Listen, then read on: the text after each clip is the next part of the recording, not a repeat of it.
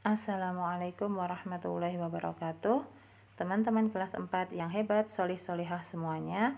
Bagaimana kabarnya hari ini? Semoga semuanya sehat ya. Alhamdulillah. Teman-teman semuanya, hari ini kita akan melanjutkan belajar tematik tema 2, selalu berhemat energi, di subtema yang kedua, manfaat energi. Dan pada pembelajaran kali ini kita akan belajar tentang teks petunjuk. Apa itu teks petunjuk? Teks petunjuk adalah teks yang di dalamnya terdapat arahan, bimbingan, pedoman, atau panduan untuk melakukan, menggunakan, atau membuat sesuatu. Untuk ciri teks petunjuk adalah yang pertama jelas, bahasanya jelas. Kemudian menggunakan bahasa perintah yang halus, tersusun atau sistematis, mudah dipahami atau komunikatif, lugas, dan efektif. Contohnya misalnya, teman-teman mungkin pernah membantu mama atau bundanya membuat jelly misalnya. Pada kemasan jelly yang masih bubuk yang akan diolah, di bagian belakang kemasan itu ada cara memasak. Mulai dari misalnya campurkan bubuk jelly dengan gula pasir. Kemudian tambahkan air, masak hingga matang, diamkan beberapa saat, kemudian tuang ke dalam wadah atau cetakan. Nah, cara memasak itulah termasuk beberapa poin itu tadi, itu adalah teks petunjuk. Nah, seperti itu contohnya teman-teman. Kemudian ada beberapa jenis teks petunjuk. Yang pertama adalah petunjuk untuk menggunakan alat. Contohnya petunjuk memasang baterai pada mainan mobil-mobilan. Yang kedua adalah petunjuk menggunakan obat. Contohnya, panduan menggunakan obat yang tercantum di bagian belakang kemasan obat. Jenis teks petunjuk yang ketiga adalah petunjuk membuat sesuatu. Contohnya, petunjuk membuat mie instan pada kemasan. Jadi, di bagian belakang kemasan mie instan ada petunjuknya, hampir sama dengan tadi ya, ketika membuat jelly itu tadi.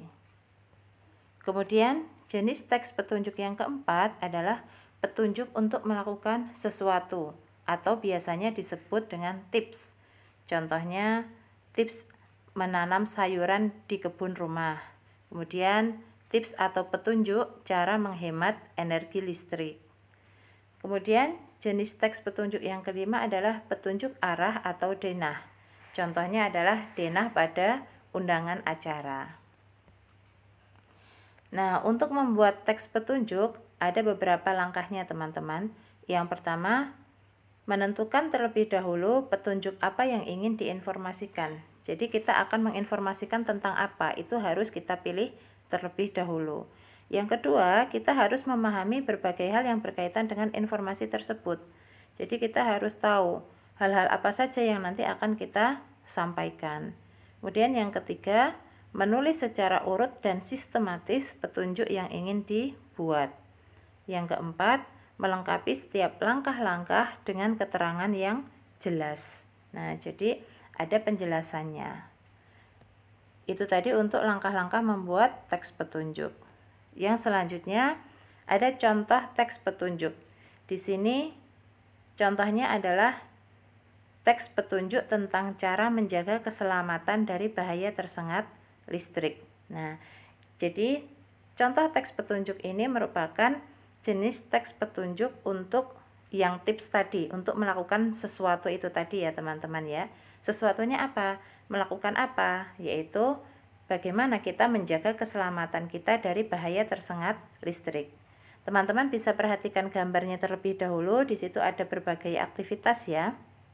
Nah, ternyata pada gambar tersebut ada gambar gardu listrik, kabel listrik, kemudian berbagai aktivitas juga. Nah, listrik itu banyak sekali manfaatnya yang kita gunakan untuk kehidupan kita sehari-hari. Tetapi dalam penggunaannya kita juga harus berhati-hati, karena ketika kita mungkin ada sedikit kesalahan, itu juga bisa terkena sengatan listrik.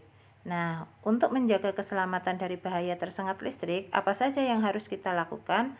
Yang pertama adalah ketika bermain layangan, kita bermainnya di tempat yang tidak ada gardu listrik untuk menghindari agar layangan tidak tersangkut ke kabel listrik. Kemudian, Yang kedua adalah kita tidak boleh menggunting kabel listrik karena gunting dapat menghantarkan arus listrik. Namanya adalah konduktor. Jadi benda-benda yang bisa menghantarkan arus listrik namanya konduktor. Kemudian petunjuk yang ketiga adalah kita tidak boleh menempatkan colokan listrik di dekat kolam renang karena berisiko menyebabkan korsleting listrik. Nah, jadi tidak boleh ya, karena nanti kalau terkena air akan terjadi korsleting listrik itu tadi. Kemudian petunjuk yang keempat adalah berhati-hatilah saat menggunakan barang-barang elektronik. Nah, ini jika diperlukan kita juga bisa meminta bantuan ayah bunda kita atau orang yang lebih dewasa untuk bagaimana cara menggunakannya. Kemudian yang kelima, segeralah masuk ke dalam ruangan apabila petir mulai terdengar. Nah, karena petir ini juga ada aliran listriknya. Jadi kita juga harus berhati-hati teman-teman terhadap petir ya. Nah, itu tadi teman-teman untuk pembelajaran kita tentang teks petunjuk. Yang selanjutnya nanti tugas teman-teman adalah membuat teks petunjuk tentang cara menghemat energi listrik. Nah, energi listrik kan kemarin kita sudah mempelajari ya, banyak sekali kegunaannya, termasuk alat-alat yang menggunakan energi listrik juga di sekitar kita banyak sekali. Nah, nanti teman-teman membuat teks petunjuk tentang cara menghemat energi listrik. Jadi ada apa saja atau bagaimana saja cara menghemat energi listrik. Silakan teman-teman nanti tuliskan di buku tulis. Yang sudah selesai seperti biasa bisa difotokan, dikirim ke Waprius Septi ya. Terima kasih teman-teman. Wassalamualaikum warahmatullahi wabarakatuh.